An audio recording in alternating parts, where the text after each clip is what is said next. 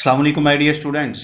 हम लोगों ने क्लास 9 के चैप्टर 7 को शुरू किया हुआ है और आज इस चैप्टर का लेक्चर नंबर है 5। माय डियर स्टूडेंट्स, इस लेक्चर में हम लोग देखेंगे Bronsted Lowry concepts of acids and basis. Previous lecture में मैंने आप लोगों को आर्हेनियस एसिड्स एंड बेसिस के बारे में बताया था। तो माय डियर स्टूडेंट्स, ये एक नया कॉन्सेप्ट है एसिड्स एंड बेसिस के बारे में। तो let's start from limitations of Arrhenius concept.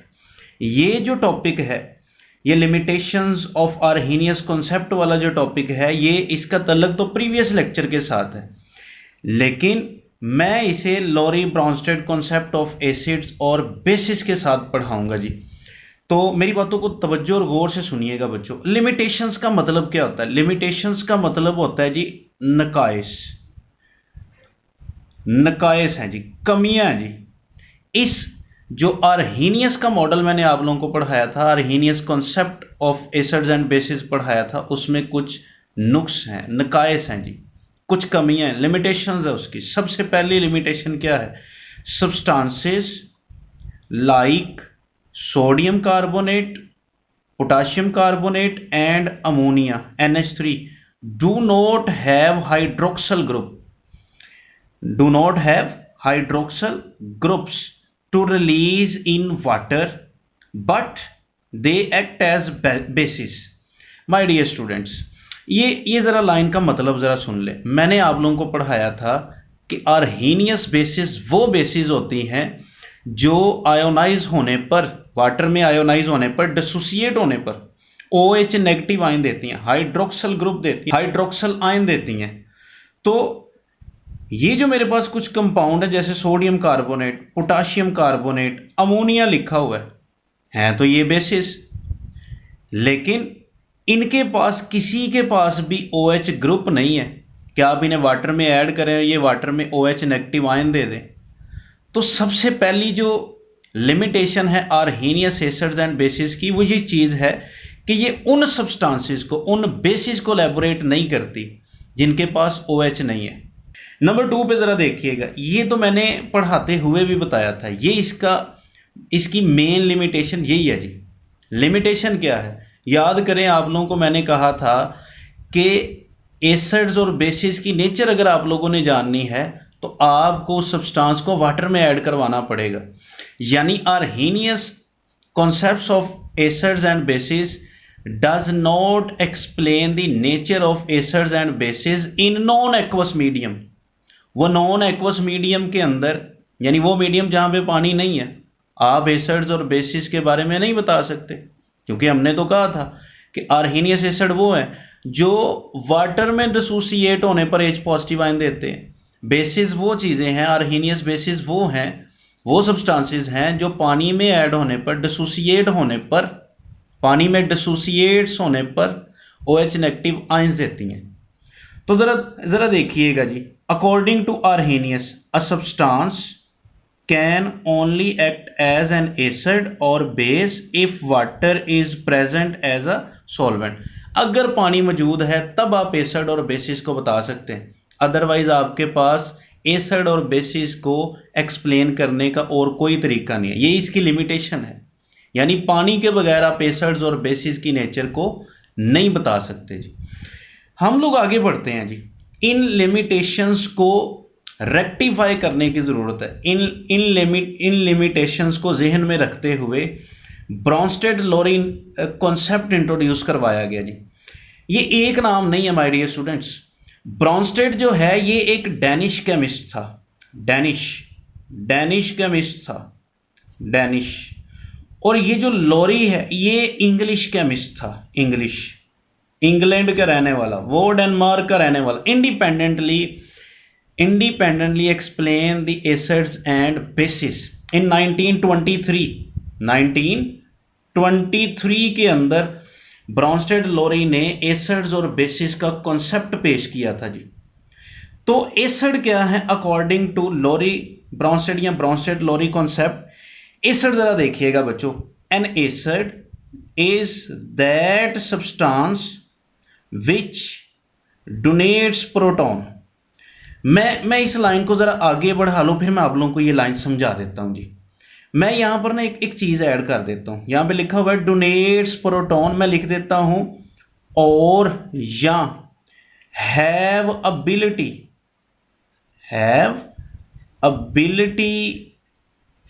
To donate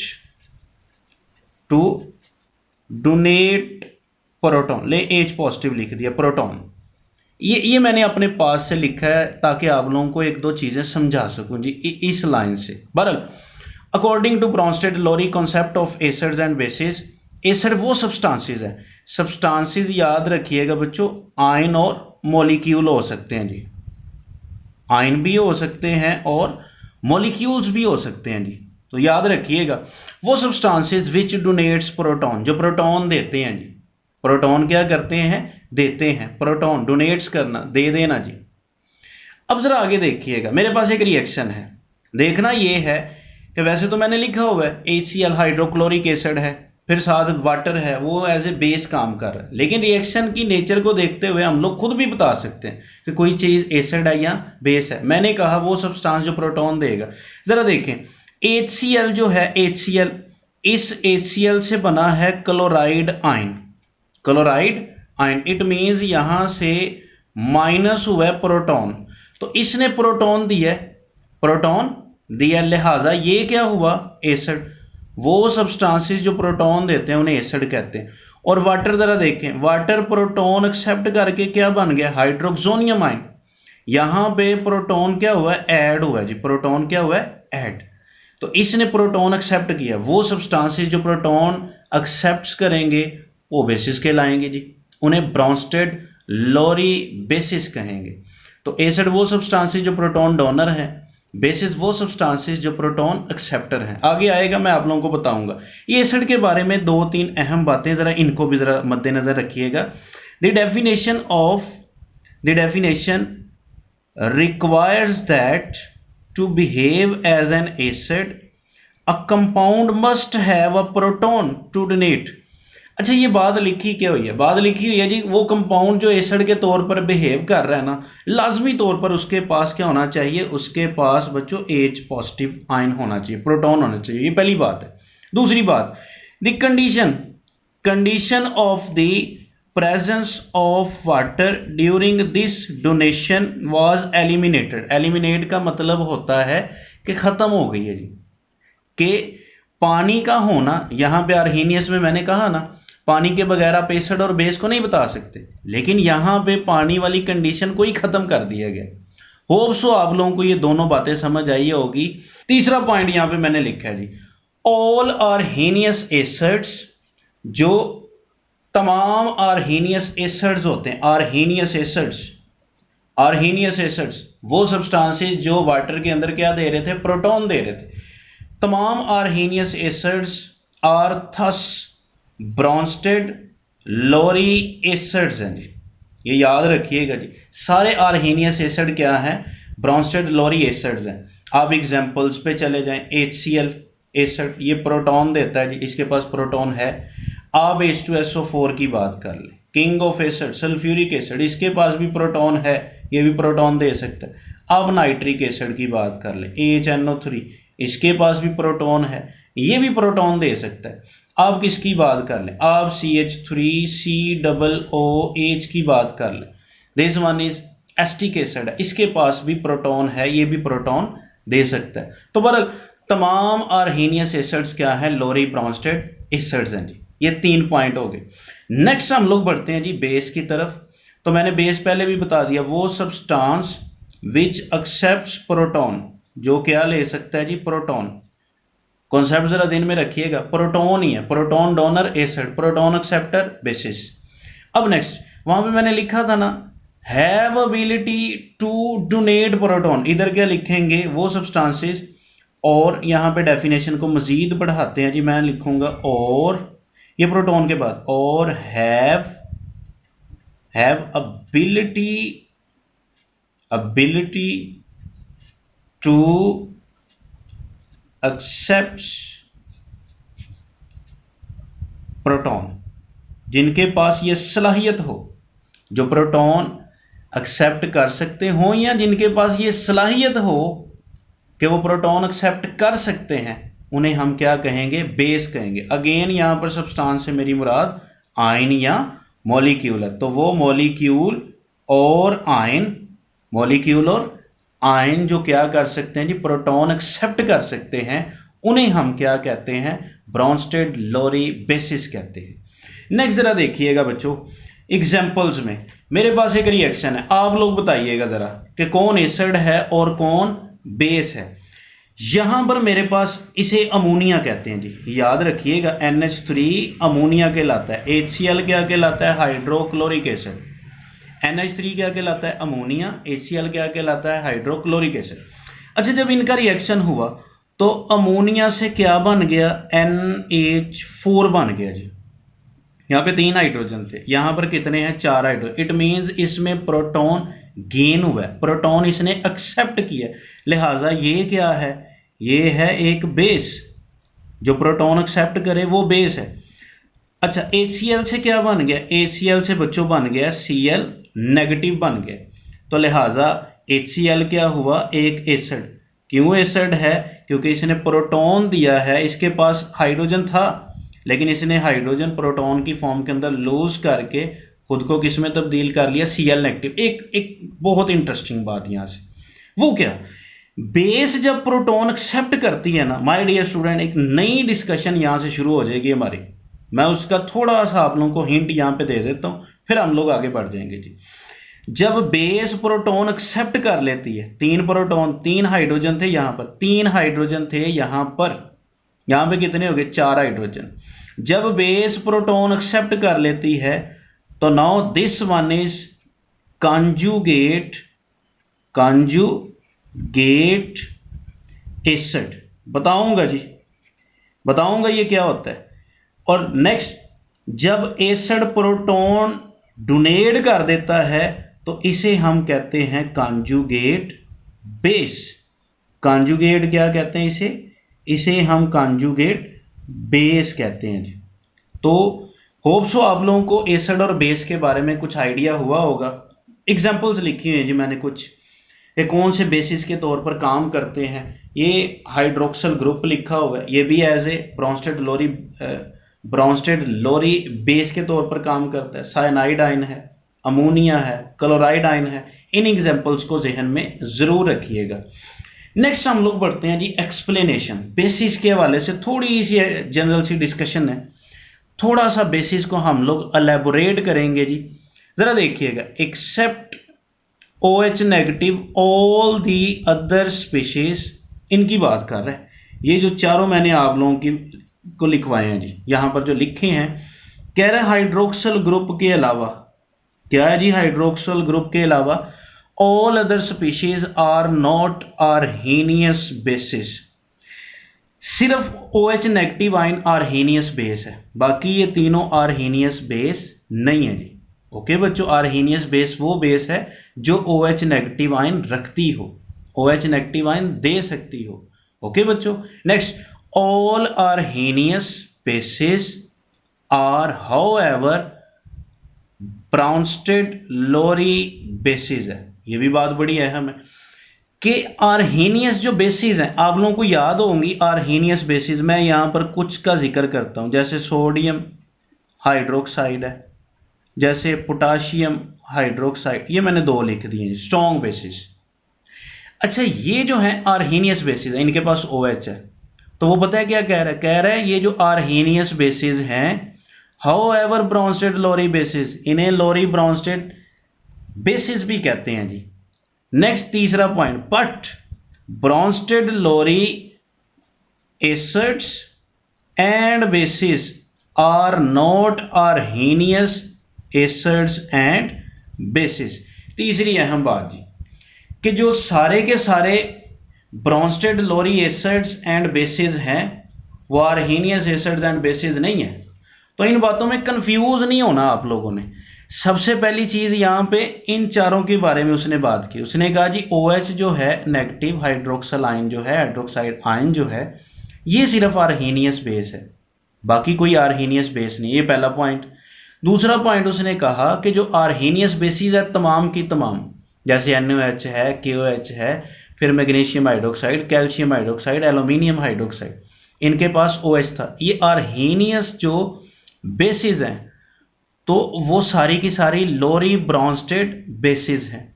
lorry Brønsted क्या है? बेसिस। और तीसरे पॉइंट में वो क्या कह रहा है? कह रहा है तमाम Bronsted Lowry acids and bases are not Arrhenius acids and bases. Arrhenius bases जो हैं वो तो ब्रॉन्स्टेड लोरी बेसिस हैं, लेकिन जो हमारे पास Bronsted Lowry acids and bases हैं वो आर्हीनियस बेसिस और एसिड्स नहीं है जी। होप सो आप लोगों को ये बात क्लियर हुई होगी जी। नेक्स्ट हम लोग बढ़ते हैं, एक एग्जांपल से उसने बताया हुआ है, जैसे अमोनियम आयन है जी। अमोनियम आयन मैं आप लोगों को समझा के आया हूं, ये कॉन्जुगेट एसिड है, एसिड। तो ammonium ion is not Arrhenius acid. फिर है हमारे पास ammonia. Ammonia is not Arrhenius base, ये बेस नहीं है, आर्हीनियस बेस है। ये ऊपर वाली बात ही कर रहा है जी कि ये मेरे पास एसिड लिखे हुए हैं, ब्रॉन्स्टेड लोरी एसिड लिखा हुआ है, ये ब्रॉन्स्टेड लोरी बेस लिखी हुई है, तो ये दोनों का तल्लक आर्हीनियस कॉन्सेप्ट के साथ नहीं है जी। ना तो ये आर्हीनियस एसिड है ऊपर वाला और ना ही नीचे वाला आर्हीनियस बेस है। आगे बढ़ते हैं जी हम लोग, acid base reaction according to Bronsted Lowry. मैंने पीछे भी आप लोगों को एसिड बेस रिएक्शन के बारे में बताया था, सॉल्ट प्लस वाटर बनता है, सॉल्ट प्लस वाटर बनता है जी। यहां पर जरा देखिएगा यहां पे क्या बनता है, देख लेते हैं। According to Bronsted Lowry an acid base reaction is that reaction in which proton is transferred from a proton donor to its acceptor.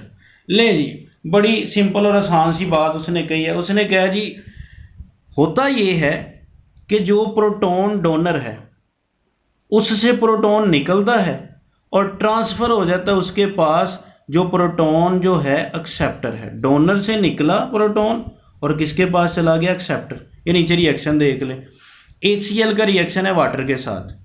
HCl ने अपना प्रोटॉन दिया किसको? H2 को, H2O को, और H2O किस में चेंज हो गया? H3O पॉजिटिव में।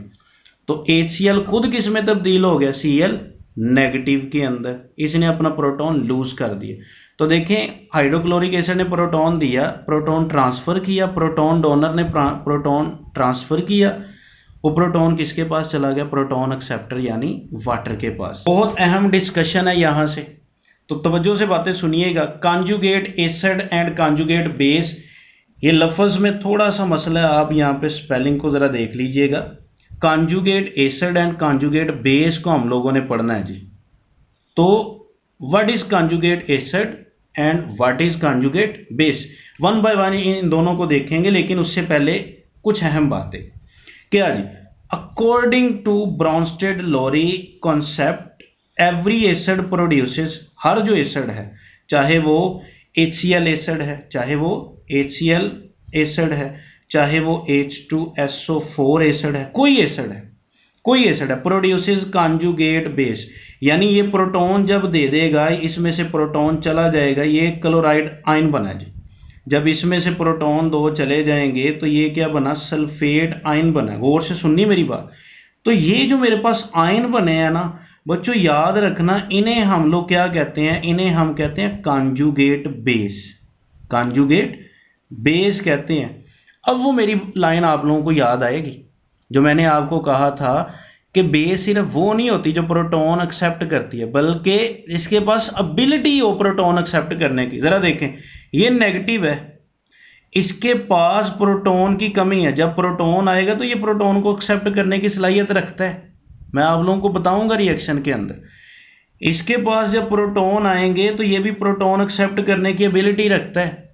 लिहाजा ये जो मेरे पास एसिड से जो चीज़ बनी है उसे मैं कॉन्जुगेट बेस कह रहा हूँ। क्यों कह रहा हूँ? क्योंकि इसके पास अब एबिलिटी आ गई है इस आयन के पास कि ये प्रोटॉन क्या कर सकता है? एक्सेप्ट। और प्रोटॉन एक्सेप्टर तो बेस होते हैं according to Bronsted Lowry concept. बहरहाल तो जो एसिड है, acid according to Bronsted Lowry concept, acid produces conjugate base, और इसके उलट बात कर लें, and every base produces conjugate acid. हर बेस क्या पैदा करेगी? Conjugate acid. बेस क्या पैदा करेगी? जैसे मैं यहाँ पे एक रिएक्शन लिखता हूँ, मेरे पास ये बेस है जी NH3, तो ये मेरे पास है बेस है। अब बेस जब प्रोटॉन एक्सेप्ट करेगी तो ये बना देगी जी NH4+। अब ये जो NH4+ है स्टेबल नहीं है बच्चों, इसके पास टेंडेंसी आ गई है कि ये प्रोटॉन क्या कर सके, ये H पॉजिटिव आयन क्या कर सके, लॉस कर सके जी उसका, या लूज कर सके। ओके बच्चों, ये प्रोटॉन देने की टेंडेंसी रखता है, और वो जो प्रोटॉन डोनर होते हैं उन्हें तो हम एसिड कहते हैं, तो लिहाजा ये कॉन्जुगेट एसिड है। तो बहरहाल अगर मैं इन सारी बातों को समराइज करूँ ना, तो मैं कहना क्या चाह रहा हूँ, मैं भाई सिंपल वे में आप लोगों को बताना चाह रहा हूँ कि एसिड से बनेगा कॉन्जुगेट बेस, और बेस से बनेगा कॉन्जुगेट एसिड। ओके बच्चों, अब 1 by 1 conjugate acid, conjugate base, इनको देख लेते हैं जी, इनकी डेफिनेशन और इनकी एग्जांपल से। ज़रा देखें जी, conjugate acid, a species which is formed by accepting. मैं इस लाइन को पूरा करता हूँ, ज़रा ये नीचे रिएक्शन देख लेते हैं जी। रिएक्शन मैंने लिखा हुआ है कि इनके दरमियान NH3 है, फिर है वाटर। आप लोगों ने ज़रा तवज्जो से बात सुननी है और आप लोगों ने बताना है कौन एसिड है कौन बेस है जी। तो यहाँ से बना मेरे पास NH4 positive plus OH negative ion. गौर से देखें जी, अमोनिया तब्दील हो गया अमोनियम आयनी अमोनियम रेडिकल में। इधर 3 प्रोटॉन थे, 3 हाइड्रोजन थे, इधर कितने हो गए? 4 हाइड्रोजन। इट मीन्स इसमें प्रोटॉन ऐड हुआ है। अमोनिया ने क्या किया? प्रोटॉन एक्सेप्ट किया है और क्या बना दिया? अमोनियम आयन या अमोनियम रेडिकल। प्रोटॉन एक्सेप्टर को क्या कहते हैं? बेस। अगर ये बेस है तो हमारा ये जो HOH है, जिसे H2O कहते हैं, ये हमारा क्या हुआ फिर? एसिड। अगर एक चीज़ बेस है तो दूसरी चीज़ क्या है? एसिड। ओके बच्चों, अब ज़रा देखें जी, वाटर से हमारे पास क्या बना है? OH negative ion. याद करें वही बात मैंने कहा, बेस से क्या बनेगी चीज़? Conjugate acid. और एसिड से क्या बनेगा? कॉन्जुगेट बेस बनेगी, कॉन्जुगेट बेस। ये कॉन्जुगेट का लफ्ज़ ज़रा थोड़ा सा साइड में करके ना अब एसिड के ऊपर फोकस करें, अब बेस के ऊपर फोकस करें। एसिड वो स्पीशी जो प्रोटॉन दे सकती है, प्रोटॉन डोनर है। बेस वो स्पीशी जो प्रोटॉन एक्सेप्ट कर सकती है। तो ज़रा देखें, कॉन्जुगेट एसिड कब बना? कॉन्जुगेट एसिड कब बना? कॉन्जुगेट एसिड बच्चों तब बना जब कॉन्जुगेट एसिड कब बना? जब बेस ने प्रोटॉन क्या किया? H पॉजिटिव क्या किया? एक्सेप्ट किया जी। क्या किया? एक्सेप्ट। जब बेस ने, यही तो a species which is formed by accepting proton कौन? By a base. याद रखिएगा, जब बेस ने प्रोटॉन एक्सेप्ट किया तभी तो कॉन्जुगेट एसिड बना, जिसे NH4 पॉजिटिव क्या है जी? NH4 पॉजिटिव क्या है। नेक्स्ट जरा देखिएगा, नेक्स्ट डेफिनेशन क्या है जी हमारे पास? कॉन्जुगेट बेस की डेफिनेशन है। ये कॉन्जुगेट बेस है जी, किससे बना है? वाटर में से। वाटर ने क्या किया जी? वाटर एज ए एसिड था, एसिड ने क्या किया? प्रोटॉन डोनेट किया। H पॉजिटिव क्या किया है? डोनेट किया। तो हम क्या कहेंगे? कॉन्जुगेट बेस क्या है? कॉन्जुगेट बेस क्या है? अ species which is formed by donating क्या? डोनेट कर रहा है प्रोटॉन H पॉजिटिव। कौन कर रहा है? By an acid. जब एसिड प्रोटॉन देता है तो वो खुद किस में तब्दील हो जाता है? कॉन्जुगेट बेस में। और बेस जब प्रोटॉन एक्सेप्ट करती है तो वो किस में चेंज हो जाती है? कॉन्जुगेट एसिड में। ओके बच्चों, ये नीचे कुछ रिएक्शन लिखे हुए हैं, आप मुझे बताइएगा जी कि कौन एसिड और कौन बेस है। यहाँ से बनेगा H3O positive plus CN minus, cyanide ion इसको कहते हैं। यहाँ से बनेगा H3O पॉजिटिव प्लस साथ बनेगा आयोडाइड आयन। तो ज़रा देखें जी, हाइड्रोजन सायानाइड से क्या बना, सायानाइड आयन, और वाटर से क्या बना जी, हाइड्रोक्सोनियम आयन। तो यहाँ से प्रोटॉन क्या हुआ है, लूज हुआ है, डोनेट हुआ है, लिहाजा ये क्या है, एसिड, और ये क्या है, वाटर क्या हुआ, फिर वाटर हुआ जी बेस, वाटर बेस है। और जो ये बेस से बना है उसे क्या कहते हैं, कॉन्जुगेट एसिड, और जो एसिड से बना है उसे कहते हैं कॉन्जुगेट बेस। ये नीचे वाला रिएक्शन जो है आप लोग खुद इसको समझिएगा माय डियर स्टूडेंट्स। नेक्स्ट हम लोग बढ़ते हैं जी एम्फोटेरिक सब्सटेंसेस। मैंने इसको एक शॉर्ट क्वेश्चन की सूरत में लिख दिया, आपने इसको टॉपिक के साथ ही करना है। तो ज़रा देखिएगा एम्फोटेरिक सब्सटेंसेस क्या होते हैं जी। एम्फोटेरिक, आप लोगों ने ना लफ्ज़ एम्फीबियन सुना होगा बच्चों, एम्फीबियन। एम्फीबियंस किन्हें कहते हैं जी, एम्फीबियंस वो एनिमल्स होते हैं जो दो जगह पे रह सकते हैं जी, जो दो टेरिटरी पे रह सकते हैं, यानी खुश्की पे भी रह सकते हैं और पानी में भी रह सकते हैं, वाटर में भी रह सकते हैं। तो एम्फोटेरिक सब्सटेंसेस वो सब्सटेंसेस जो दो तरह की नेचर शो करते हैं, जो एसिड की नेचर भी शो करते हैं और बेस की नेचर भी शो करते हैं। मैं आप लोगों को बताता हूं जी किस तरह से, ज़रा देखिएगा बच्चों। सच अ सब्सटेंस, वो सब्सटेंस, मॉलिक्यूल और ion that can behave as an acid as well as base, जो एसिड और बेस दोनों की तरह बिहेव कर सके। ज़रा रिएक्शन से देखिएगा, फिर आप लोगों को आइडिया हो जाएगा जी कौन है, मैं किन की बात कर रहा हूँ, मैं कौन से सब्सटेंसेस की बात कर रहा हूँ। रिएक्शन ज़रा देखिएगा, मैं यहाँ पे लिखा हुआ है जी वाटर एक्टिंग एज एसिड। अब रिएक्शन ज़रा देखें, आप लोगों को पीछे रिएक्शन करवा के आए हूँ, अमोनिया और H2O का रिएक्शन के नतीजे में बनता है जी NH4 plus OH negative ion. ज़रा देखें, वाटर ने प्रोटॉन डोनेट किया और क्या बन गया, OH नेगेटिव आयन, और प्रोटॉन डोनर क्या कहलाते हैं जी, एसिड। अगर ये एसिड है तो फिर ये क्या हुआ, बेस। अच्छा, एक और रिएक्शन देख लेते हैं, मैं वाटर का रिएक्शन करवा देता हूँ जी अब की बार HCl के साथ। रिएक्शन करवाया, बना यहाँ से H3O positive plus Cl negative ion.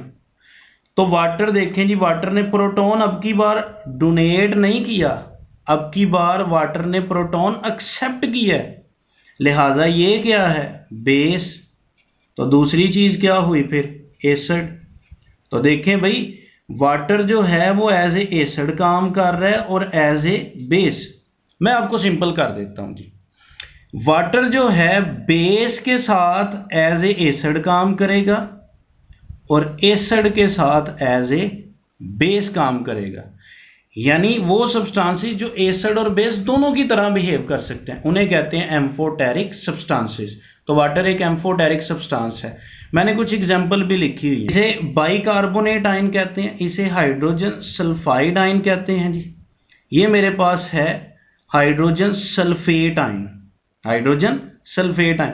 ये 3 MCQs के तौर पर याद रखिएगा, आपसे पूछे जा सकते हैं जी एम्फोटेरिक सब्सटेंसेस बताएं। तो एक तो वाटर है, फिर मैंने बताया bicarbonate ion, hydrogen sulphide ion और हाइड्रोजन सल्फेट आयन, ये एज ए एम्फोटेरिक सब्सटेंस काम करते हैं जी। होप सो आप लोगों को बच्चों ब्रोंस्टेड लोरी कॉन्सेप्ट जो है वो थारोली समझ आया होगा, मुकम्मल तौर पर समझ आया होगा। फिर भी आप लोगों का कोई क्वेश्चन हो, कोई क्वेरी हो, कोई चीज़ आप लोगों को ना समझ आई हो, आप लोग कमेंट सेक्शन में ज़रूर पूछिएगा। तो मिलते हैं नेक्स्ट वीडियो में, तब तक के लिए अल्लाह हाफिज़।